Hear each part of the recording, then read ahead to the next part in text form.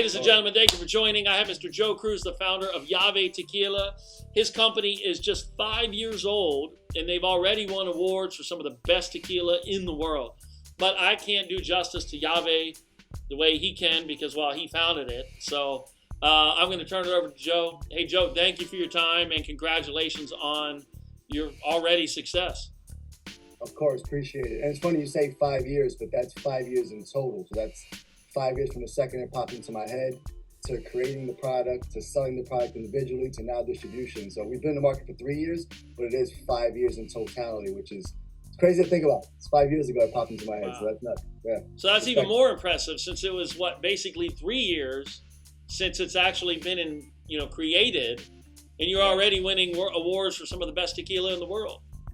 Yeah, I mean, gold medals are coming in quite a bit. We've won a few awards that I'll talk about as we go, but it's extremely humbling because, in the beginning, your friends and family love what you make. They say, oh, Joe made it, this is great. Right. And I know it was good, but you just don't know how true they are. They could just be, yeah, it's great, and then they leave and say, oh, it's pretty good. But when people whom you've never met can validate your product and send you awards and give you medals, right. And it wasn't payola. I never knew if that was a thing in the game, if you had to pay to play with golds. And we just submitted the products and they just kept coming in. So nice. It was validation on the highest level. So it's so humbling. It's so cool. So well, first of all, congratulations. Secondly, so it sounds to me like you started kind of the way Tito's Vodka did. He started out making vodka for friends, and then, he's kicking butt now. Yeah, well, it's funny because everything popped into my head August 26, 2015, 7:30 in the morning. That's my aha moment. When people ask me, that's when it happened. And Tito's was an example of what I used with everything we created because he was ahead of his time. So when it came to the gluten-free, people said, that's not going to work. You can't make vodka from corn. People also said, you can't do it from Texas. I took those same challenges and said, all right, a kid from Harlem's going to create his own product. At the same time, tequila was poised to explode. And I knew that because, again, following that same model, when gluten-free was popular, all of a sudden in 2010, 2011, explosion. So with us, I knew tequila was going to have that explosion as well as some other things that were coming. So the timing was perfect. I mean, COVID had to take a hit, but we prepared for those moments in advance. So even though, the worst of times were upon us, we were kind of prepared for that. We were pretty good with our e-commerce and everything else. So we weren't hit as hard as everybody else, thank God. Well, yeah, good for you. But if I'm not mistaken, now I know that tequila has always had a bad rap. Because I won't mention names, but everybody associates tequila with one brand name, and it's actually not a real tequila, and they put caramel color. And that is really the reason why people say once you've had a bad tequila experience, you never go back. But the thing is, great tequila has always been out there. I always loved tequila. And when I lived in New York City, I used to go to Dos Caminos on Park Avenue South, where they had like over 100 tequilas. The place, fantastic place. This was like 18 years ago when I lived there. But great tequila has always been out there. It's just, if I'm not mistaken, over the past 10 years is when it really started gaining some traction. Well, actually, maybe over the past 20 years, although slowly. But over the past 5 years, I've noticed more celebrities creating tequila brands. Like I think George Clooney has one. Sammy Hagar, he's had one for a long time. And other people. So it seems like over the past 5 years, momentum has grown. Is that right? Yeah, big time. And it's funny you spoke about the lesser tequilas because when creating Yave, I went back to work in a liquor store for about a year. I went back to work in a friend's bar, part-time. And I went back to my old distributor job to see what the market was missing, to see what consumers wanted, what retailers wanted, and more importantly, what they didn't want. And I spoke to 7,200 people. I literally had a notebook, a little notepad I would write in. And 6,422 people, the first two reasons they said they didn't drink tequila was the burn. And they would touch, I don't like the burn, the tequila face. And second was that bad night in college with lesser tequila brands, which we're thinking the same one. I'm just not going to say it. I won't but either. I heard the name over and over and over. And I would explain to people, well, it's a mixto, it's 51%. And people were like, yeah, do mix it. And it became like me explaining so much. I'm like, how the hell do these guys, they exploded because they were ahead of their time. They launched in the 1600s, so they were ahead of marketing and social media. But now the world is learning what's healthy and what's better for you. Like you said, the caramel. When I first presented our reposado and our flavors to people, they would say, oh, you put caramel? No, the coloring comes from the barrel, et cetera, et cetera. But we have to educate the consumer going forward because they only know what they know until you teach them something new. And that's what we've done quite a bit with Yave. Even the fact tequila's a town in Mexico. When I tell people that, they go, "Yeah, you made tequila in tequila. What does that mean?" When I explain it's a town in Jalisco, Guadalajara, their eyes just lighten up, and it's like, yeah. And because they learned that first thing with us, they'll never forget Yave, because I know from Yave they make it in tequila. So all of a sudden we're the tequila made in tequila. So it's like a race to tell people who's from tequila first. And so far we've been pretty good with that. So it's pretty cool. Yeah, it all comes down to education. I mean, when we are, because we go to stores and we promote wine, beer, and liquor, and perfect example is Chablis. Anytime I have a real Chablis to do it a tasting, people are like, "Is that stuff in the box from 7-Eleven?" Like, no. Or you see the jug, the Rossi, the jug of. I mean, and what I tell people is, look, I say a real Chablis has to be from the Chablis region of France, just like Champagne has to be from Champagne. And what's funny is when people try a real Chablis, or even a real rosé, or even a real tequila, if for example. Wow, I had no idea. Like, well, you know what? Most people didn't, but that's why we're here. So it's funny because I've done this my whole life. I mean, I'm a liquor kid. I never had jobs outside the liquor field. And ironically, I entered into my mid-20s. So I worked in liquor stores as a kid because my father, godfather, uncles all come from this industry. So as a kid, I worked in liquor stores. I learned a lot through osmosis. Like, I just learned things. I heard them speaking. I'd be in the store recommending things to people, and I just got to learn.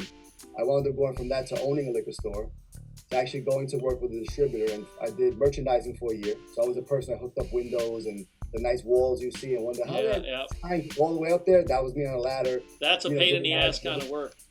It was. And 1 year of that was amazing because I got more perspective. Then I was a salesman for 10 years, which of course, different perspective, and you see things in a different light. And I was the entire New York City. So I had territories in all 5 boroughs, excluding Long Island, but I was the entire city. So I got to meet new people and see different parts of the world. And then on my 10-year anniversary, it was just time to try something new. And that new thing was working for a supplier, tiny supplier. I mean, from nothing to growing pretty big under my tenure there, from running New York to the East Coast to being a national field marketing manager.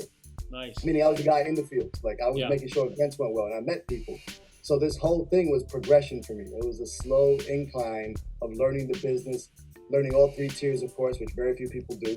And I wanted to make sure that I used all that knowledge into Yave, which was why I went to go back to a liquor store, my old distributor job, just to kind of reboot my mind and see 10 years later, what were people thinking and what had changed. And it was quite a bit. It was more than I expected. Because when you rise to a certain level, you're slightly out of touch. I would still be in the streets, but I had more office work or more meetings than I ever wanted. And when I got back to the basics and rebooted my mind, all of a sudden it was like, yeah, this is going to be easier than I thought. In the humblest way. Like, it's still going to be a lot of work, but there were a lot of things that I had learned and new things that I knew that other companies wouldn't be able to adapt to. And because it was just me, I could adapt, easily. I was nimble. I could do whatever I needed to do. And that's how we got to the point that we are. And just for anybody watching, when Joe says the 3-tier system, in the United States, we have a lovely system that makes complete sense. It's importer, distributor, and retail.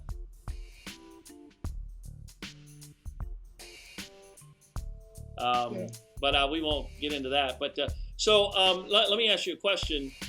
When you've been setting up displays, or you were setting up displays in stores, and can you enlighten the public who's watching this? If I'm not mistaken, isn't there a bit of a game with who can get the best placement in a store and all of that? Can you kind of enlighten us how that works? Because what people don't realize is it's almost like a subliminal messaging, and you're kind of bombarded with certain products, and if I'm not mistaken, it's not always a fair game either. Am I right? Oh no, it's a lot of pay to play. The bigger guys will pay. When I was doing it a few years back, it wasn't as much pay to play. It was just who was more popular and who made friends with whom and who took who to the Yankee game or the Met game in New York City. So that was a thing.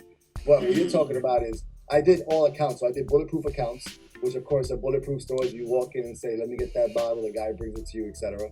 So you in those stores, you want to get the door. So when they walk in, and all stores you want the door, but I'm going to give you bulletproof first. The door, so when they walk in and say, hey, what's this Yave Tequila stuff? Then you want some prominent wall spacing. You know, they walk along, they look at the walls always, so you kind of want the center, eye level, of course.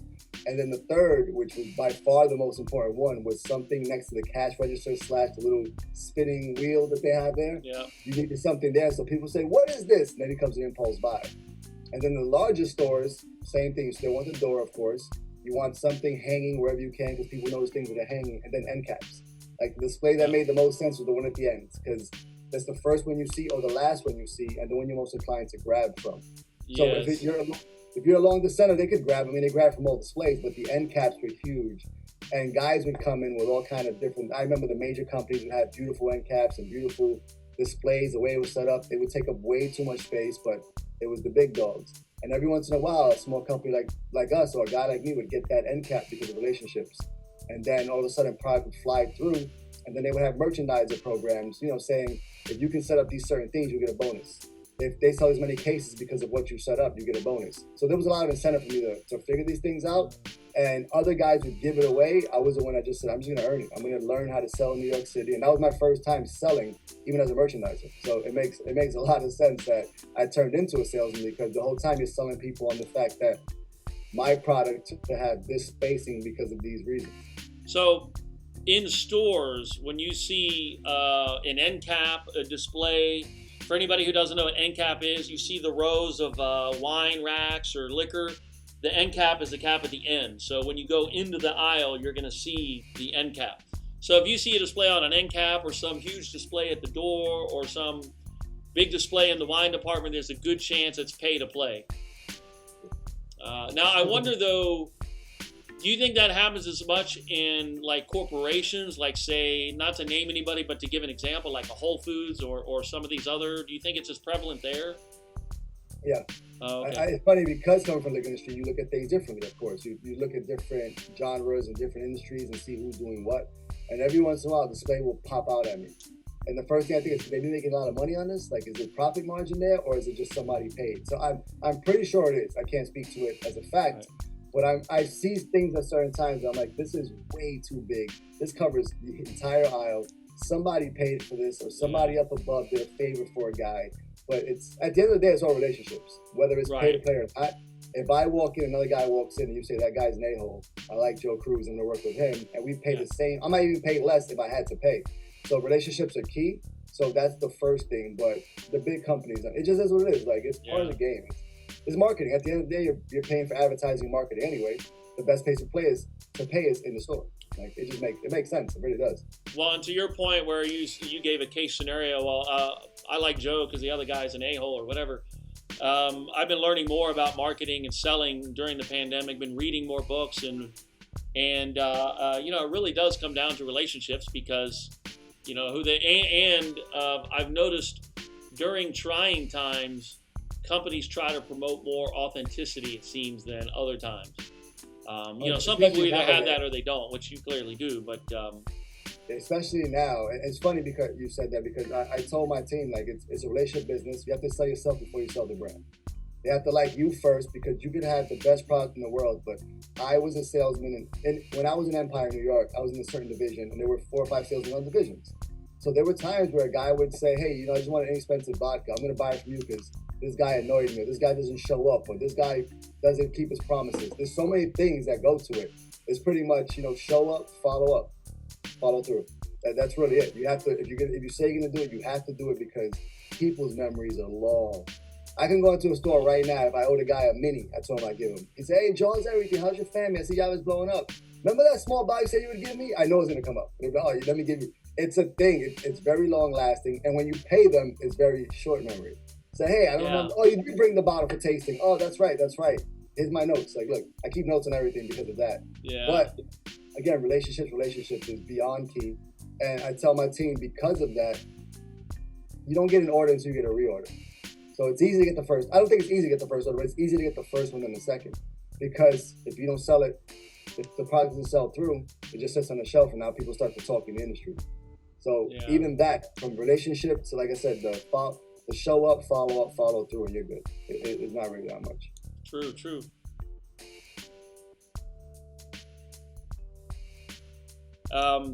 Could you please give, tequila being a lesser understood libation in the United States, could you please give a basic lesson on the basics of tequila? The different types. Like tequila is from the town of Tequila in Jalisco, Mexico. Yeah. So if you could just give a basic understanding of tequila, how it's made, No, of course. The first thing to know about tequila in separation from other spirits is it's a stimulant. Every liquor you drink is a depressant. Not majorly, but the more you drink it, the more your energy will actually start to deplete. Tequila, because it's made from the agave plant, which is a natural stimulant, actually gives you energy, which is why many people have those nights where they say, I drank way too much tequila, because the more shots you took, the more you drank, the more energy you felt. The more you said, I can do this all night, and then all of a sudden, it takes you over the edge. Yeah, it's very different. So it's not made from sugar cane or wheats or corns or anything. It's made from the agave plant, which is a succulent plant. Essentially, it's like a lily mixed with a cactus, but looks like a pineapple. Yeah. I can give you the best description of it. It grows under the earth, but the top piece, the barbs, the plant part is what shows. So you pick the piña plant, of course. You take that out the ground. It looks like a pineapple, which is, pineapple in Spanish is piña. It's a reason for that. You take care of that, you chop it down, you make it smooth.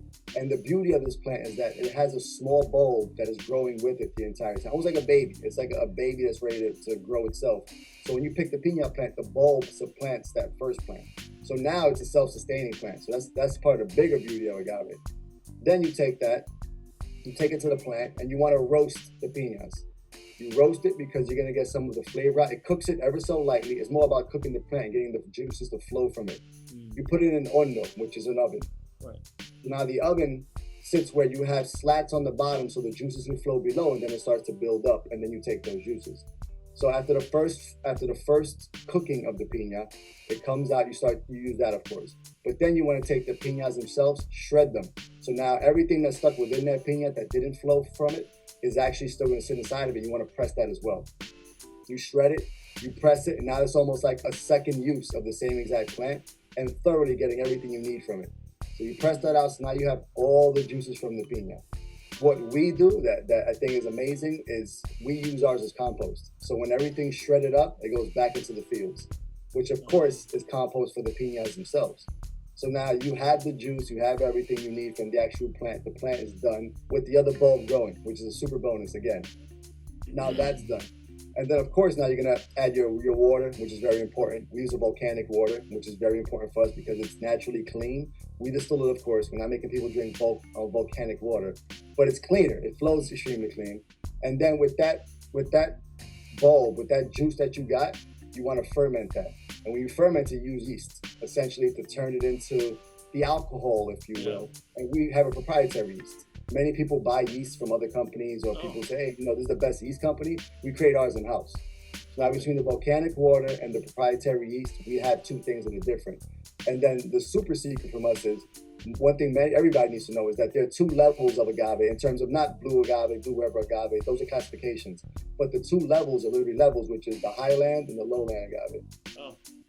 The highland has floral notes. It's sweeter, it's aromatic. The lowland, of course, is lower land. So it has that peppery, earthy kind of tone. We blend the two.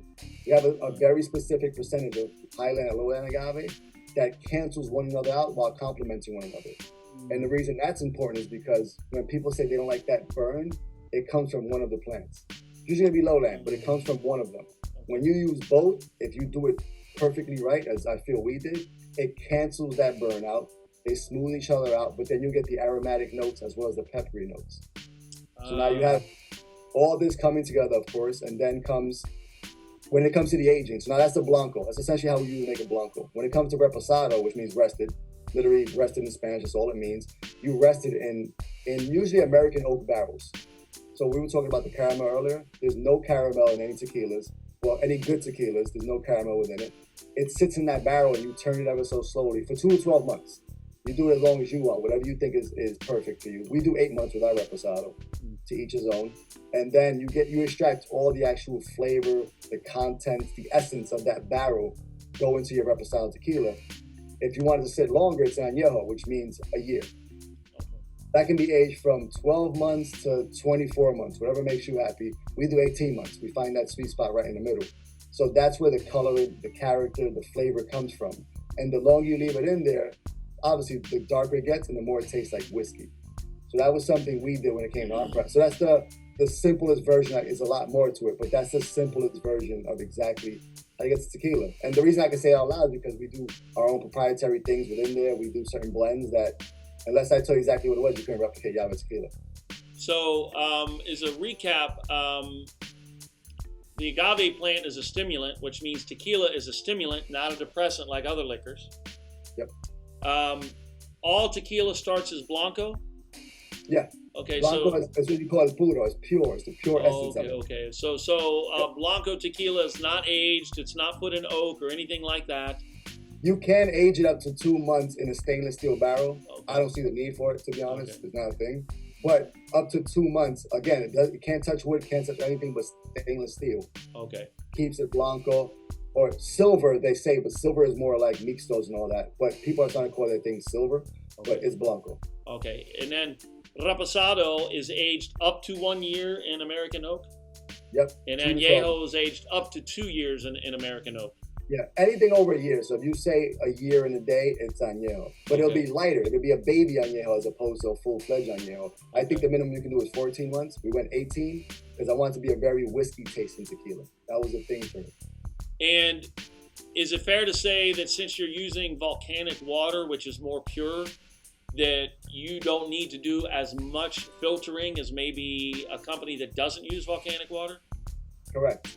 And because it flows below the distillery, we have access to it nonstop. It's always there. It's literally flowing. So we have access to gallons upon gallons, like metric tons. I don't even know how much they have, but it's nonstop. We have access to all that. So to make tequila, you roast the piña to get the juice out. You take the juice, then you add the filtered water, then you add yeast. Yep.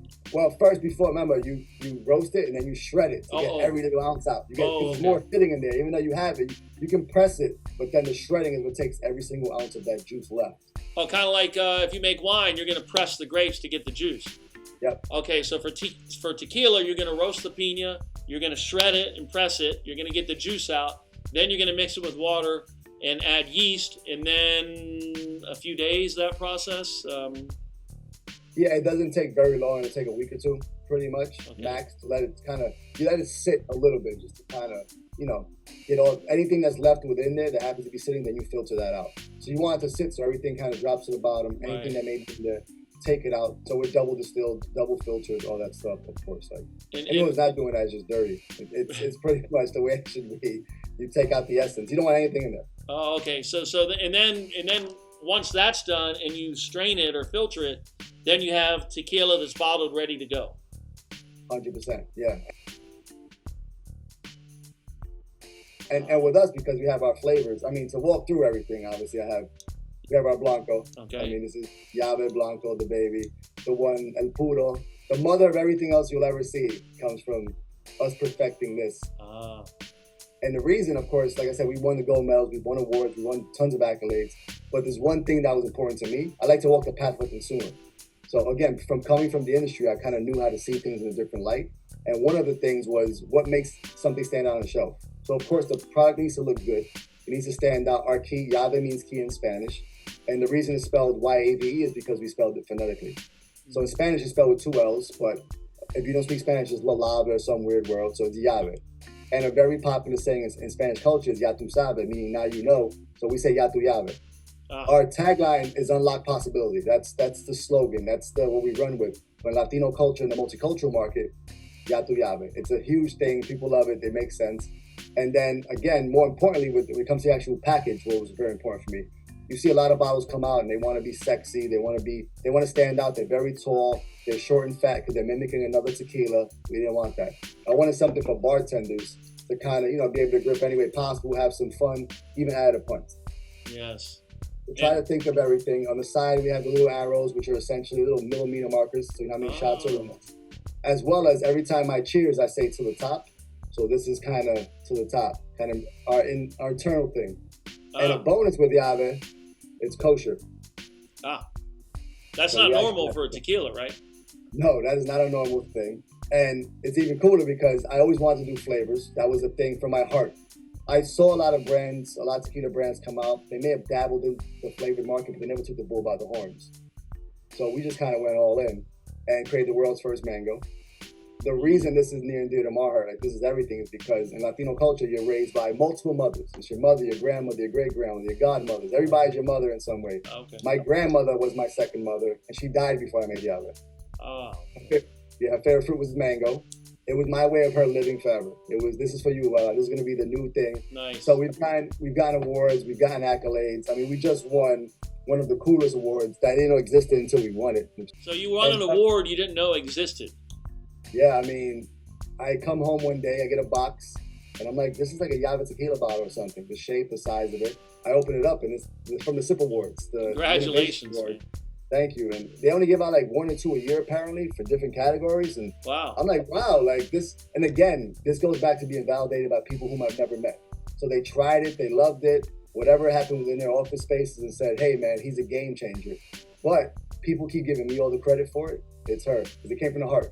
It wasn't from my mind. I didn't sit around and say, mango's the most popular fruit in the world, and people are gonna love the sweet. I did it for her. That was your grandmother's favorite. Yeah, 100%. And the process for that is we make the Blanco, we do everything that we spoke about prior, then we macerate the mango separately. So we turn that into its own juices, its own natural oils, and we blend that with our Blanco tequila. It sits in stainless steel barrels, and it just sits there for about a month, a little over a month, and just kind of blends together. You filter it again, blend it again, and that's the flavor. So it's the essence of mango. It's no syrups, it's no sugars, it's mango itself. You can drink it straight on the rocks, mango mojitos, because now people are getting away from rums a little bit. So we're supplanting that. You can make mango margaritas. You can do mango seltzers, which are very popular nowadays, the seltzer water, but with real mango tequila. So that's been a thing for us. And then the third was the jalapeno. Nice. And the reason this was important is because spicy margaritas are on fire, of course. And you have other tequilas that are out there in the jalapeno fashion, but there's 3 problems when I see those products. One is they don't have a base. We started with a Blanco, so that's the base. Everybody knows where it came from. It's not some weird blend of Blanco, Repo, or you don't know what's going on. The gold medal winning Blanco is what makes this. On top of that, a lot of flavors are 80 proof. We went 70 because I wanted to give the bartender something more to play with. Less alcohol means they can make a better drink without the alcohol up front. I didn't know that. Yeah, so when you have the 80 proof, it's a little rougher because, of course, the alcohol is more up front, so you have to kind of blend it as much as you can, even though amazing mixologists can do it. But when you have the alcohol too high, fighting against the drink, it's a little more work for them. Which leads me to my third point. Most tequilas you try, or vodkas or anything jalapeno, they're a 9 or 10 on the Richter scale of heat. Yeah. They went for the hottest in the world, which means if I order a jalapeno margarita, it's going to be hot. This is sabor de jalapeno, which means flavor of jalapeno in Spanish, because we take out the seeds and the rinds. The reason we did that is because I wanted something all natural, easy to drink, something, again, that wasn't upfront and abrasive. And I always pictured a couple walking up to a bar. And I'm big on interactions. Like I said, in the liquor store, you walk up to the bottle. In a bar, I pictured a husband and wife walking up to the actual bartender. And the wife says, give me the spiciest margarita you have. And the husband says, hell no. I want something mild. I'm not going to do what she does. Now it's a dialogue between all 3 of them, kind of talking about it. And now the bartender, because you can spice up, you can't spice down. True. The bartender now can have a conversation and say, how's this to the husband? And he's like, you know what, that's good. She's not going to like it. Make her hit her with everything. And he might muddle 5 to 10 jalapenos. But now, again, they're conversing, they're talking about it. It's a dialogue. He may talk to the person next to him and say, hey, if you don't like spicy, this is the one to go with. The other ones is just spicy. Yeah. Let me get the spices you want. And I never wanted that. I wanted something that was a back and forth. And with us, of course, spicy margaritas are huge. I made the flavors for 3 reasons. It was for women, because men buy, women want. Like, everyone's a victim to that. And they have very discernible palates. I have female friends who taste things better than I ever will. I don't know what it is, but they really tell me what's in wine or liquor. And I'm like, damn, I do this for a living and you're better than me. Then for bartenders to use as a base, and for chefs to cook with. So with our jalapeno, there you go. So you could blend all that agave and everything. And the jalapeno is important because one of my closest friends, he's a chef. He makes a jalapeno cornbread with like a jalapeno butter, and he puts I don't want to talk about it. It's too early. I haven't eaten yet, but it's out of this world. And then with this, besides spicy margaritas and those drinks, a popular drink that I've been pitching all through the market. We're in the Northeast now. I tell people to make a spicy lemonade. And they're like, so it's cost effective, it's easy to make. If you buy a bottle and bring it home, you don't have to muddle 14 fruits and go to 13 different markets. It's your favorite lemonade, Yave jalapeno, to taste, whatever kind of, as much alcohol as you want in it, you go from there. And that's become very popular in our little circle right now. So it's fun. Liquor's supposed to be fun. It's not rocket science for me. It's, I don't know, it's, like I said, relationships and building and people talking, not, you drink for many reasons. And my dad told me this as a kid. He said, liquor's recession proof. I'm like, that's different. And he said it, whether you're stressed, you're happy, you're bored, you're going on a date, you just want to celebrate something, everybody goes. The only thing that changes is what they drink, not that they drink. Yeah, and I learned that and said, all right, that's why I want to give people options, pretty much.